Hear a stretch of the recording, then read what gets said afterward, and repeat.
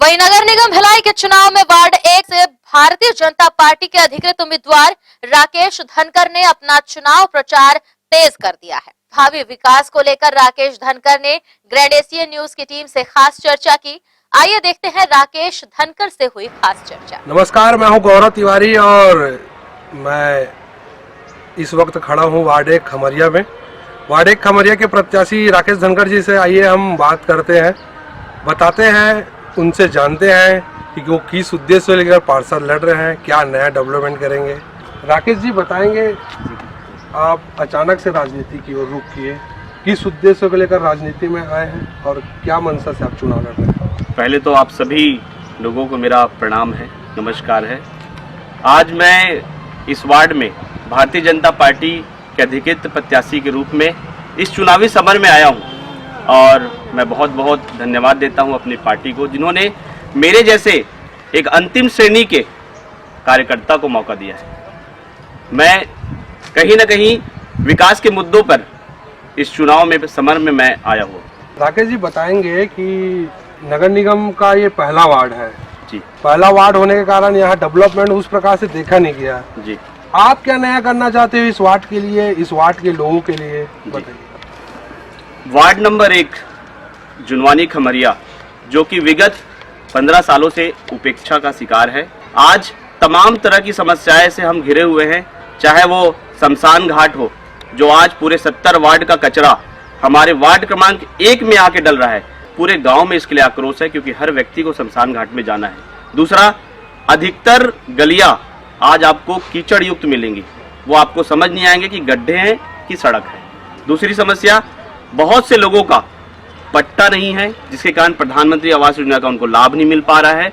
ये बहुत विकराल समस्या है। लोगों में भय व्याप्त है, जो कहीं ना कहीं सुमृत पारा में निवास करते हैं, खमरिया भाठा में निवास करते हैं। उन लोगों के मन में भय व्याप्त है कि हमें बेदखल कर दी जाएगी। हमें इसके लिए लड़ना है, प्रशासन से लड़ना है, उनके लिए जमीन से लेकर सड़क से लेकर कानून तक की लड़ाई करना है। ये मेरा प्रमुख उद्देश्य है। दूसरी बात, मैं लोगों के लिए सबसे बड़ा सुख दुख का साथी बनने आया हूँ।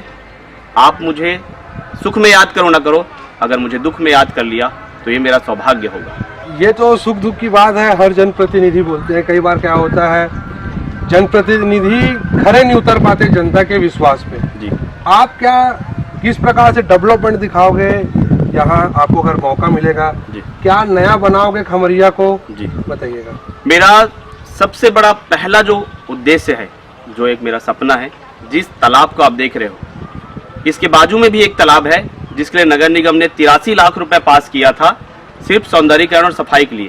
वो 83 लाख आधे तालाब की खुदाई और एक वॉल बनने के बाद भ्रष्टाचार की भेंट चढ़ गई, आज तक काम नहीं हो पाया। वहीं आप शीतला मंदिर तालाब को देखेंगे तो ये तालाब बिना किसी सरकारी पैसे का, सिर्फ जन समर्थन से आज खुद के पानी से भरा हुआ नजर आएगा। उसका कारण बता देता हूँ। ग्राम के सारे लोग मेरे साथ खड़े हुए सारे भाइयों का एक ही मकसद था कि हम इस तालाब की सफाई कराएं, खुदाई कराएं। उसके बाद हम नगर निगम में गए। नगर निगम ने 92 लाख रुपए का इसका एस्टीमेट बनाया था और उस 92 लाख रुपए में बोले कि हमारे पास पैसा नहीं है। फिर हमने आवेदन दिया, रुचि की अभिव्यक्ति के तहत खुद के पैसों से नगर निगम ने हमें आदेश दिया कि आप अपने से संसाधनों से आप सफाई करेंगे, सरकार कोई पैसा नहीं देगा। उसमें हमारी जो है एक कंपनी है बालाजी मिनरल्स, उन्होंने अपनी गाड़ी मशीनों से अपने व्यय पर इस तालाब की खुदाई मात्र 28 दिन में कराया है, जो कि कहीं ना कहीं हमारे लिए गौरव की बात है।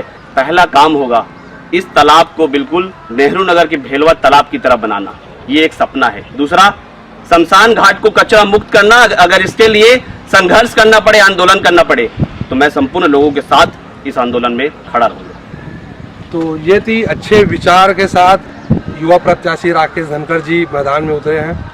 राकेश धनकर जी, ये बताइएगा, आप यहाँ के निवासी हैं जी, और यहाँ क्या कमियां देखे आपने इतने सालों में जी, जो एक प्रतिनिधि को करना चाहिए जी, जो नहीं हो पाया होगा? जी।